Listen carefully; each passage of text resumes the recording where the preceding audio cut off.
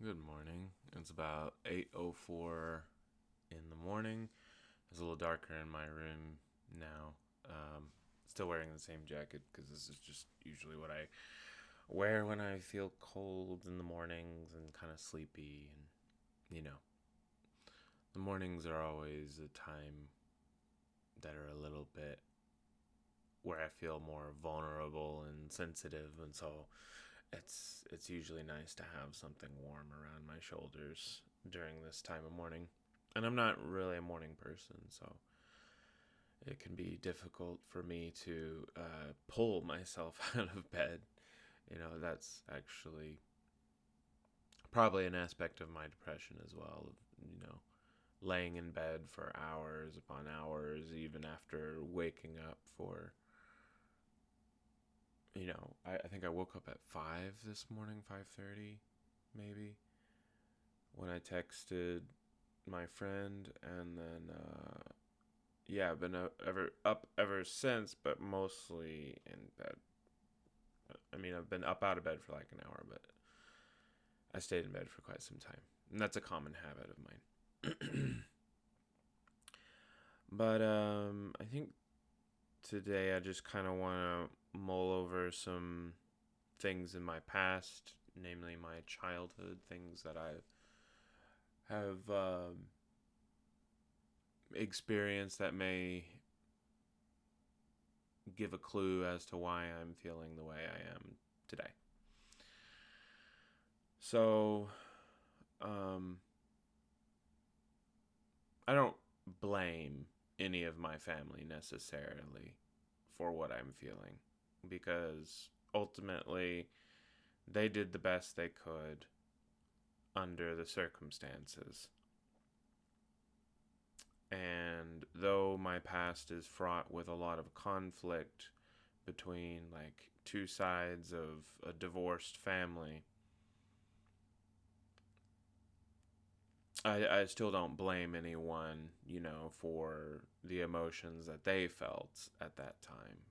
There are certain experiences that they've had that have been very rough. And, I'm not the kind of person that is going to hold a grudge against somebody just because they made some mistakes in the past. I try to put that kind of thing behind me. Although there are some things that are not always as easy to put behind and leave in the past. And that mainly has to do with,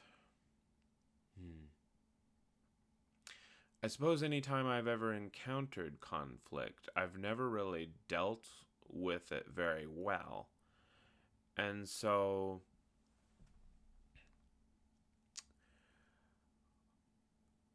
when going into a situation of conflict, I've dealt with it in maybe one of two ways. Either I completely avoid it, which is probably most of the time the best solution, depending on how that takes shape.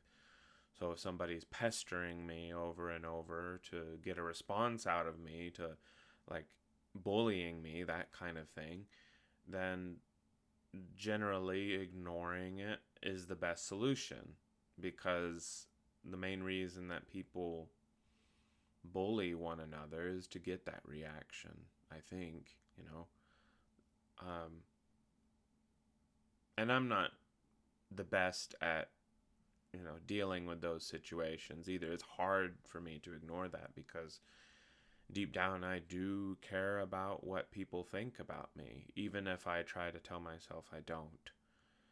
Um, I'm I've always grown up worrying about how people see me in some way or another, whether that be growing up I would have to go to church, and I wanted to make my grandparents happy. So I went for them mainly, more than anything, more than for myself. And whenever, we went through the whole Christian Baptist ritual of, getting saved, and that's what they called it, the where you profess your devotion to God and your promise that you will abide by the teachings of Jesus Christ.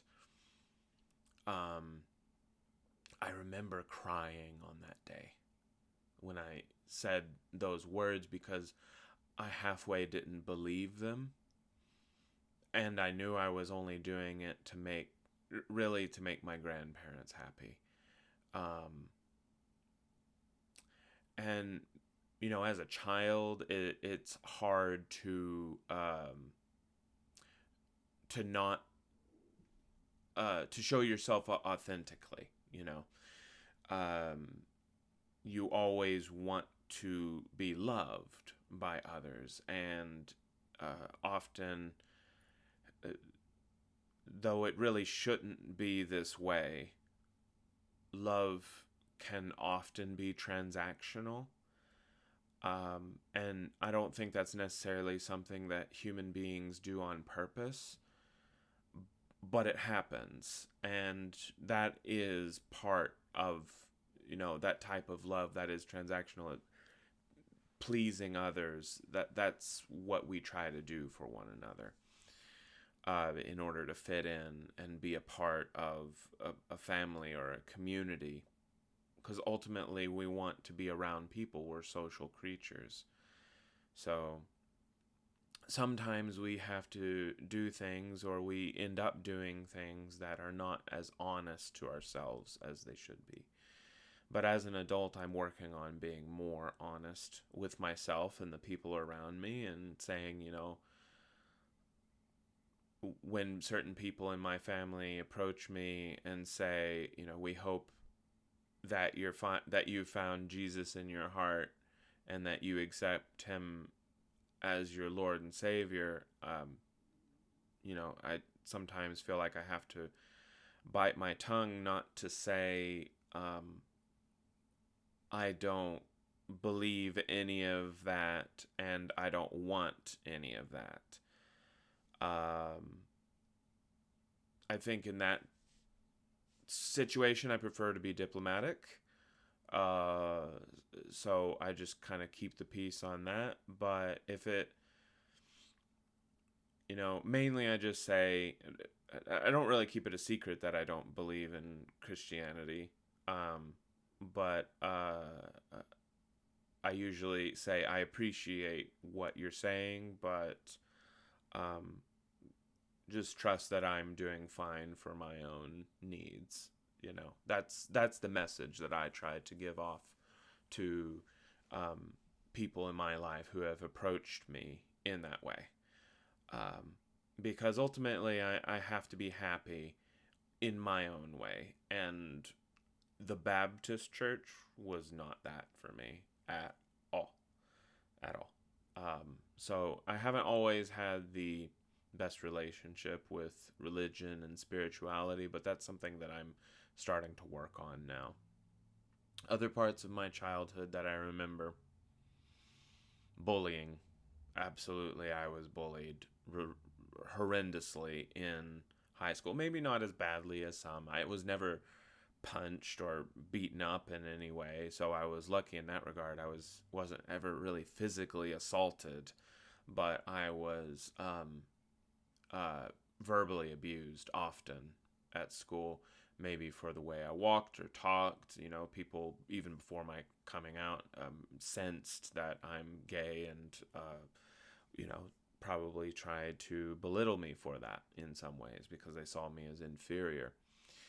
And in a way, I understand that I looked very inferior, because when people would say bad things to me, I wouldn't really give much of a response. I would just kind of take it. I would show my displeasure in some ways and just try to ignore, and maybe ask, why are you doing this? Why? I don't understand this. It doesn't make sense.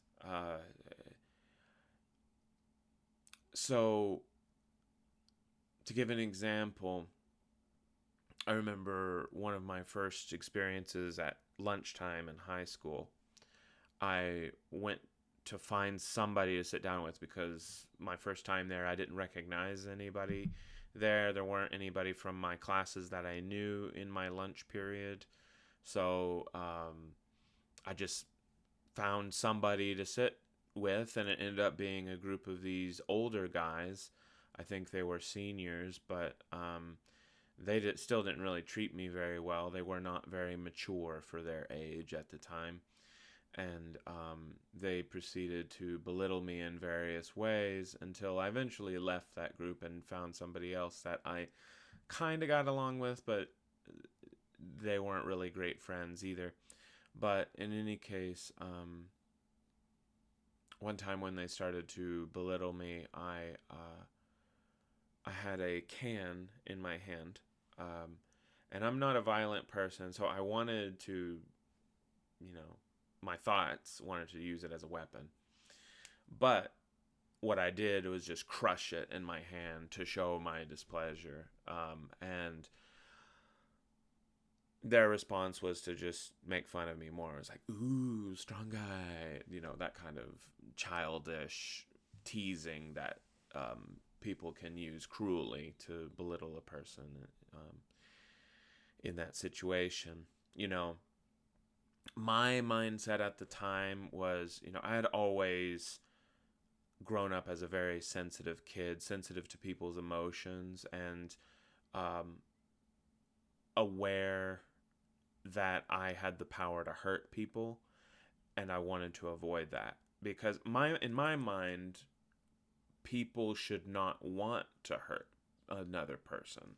That doesn't make sense to me. And I'll probably talk a little bit about this more in another video, but I've always struggled with the idea of people wanting to be cruel. I can understand not intending being cruel, but actually wanting to be cruel is something that I've had a lot of time to think about and have had difficulty understanding. So my thought was that if they saw my displeasure, they would calm down and think, "Oh, sorry, we didn't mean to hurt you. We just were trying to have a little bit of fun." I thought maybe it would come down to that, but it's not easy to accept that other people don't have the same empathy.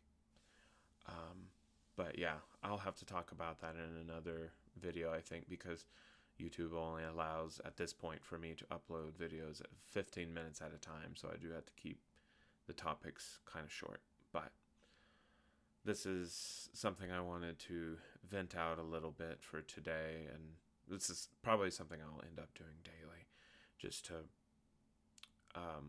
voice my thoughts and maybe have a different perspective on them, watching them back.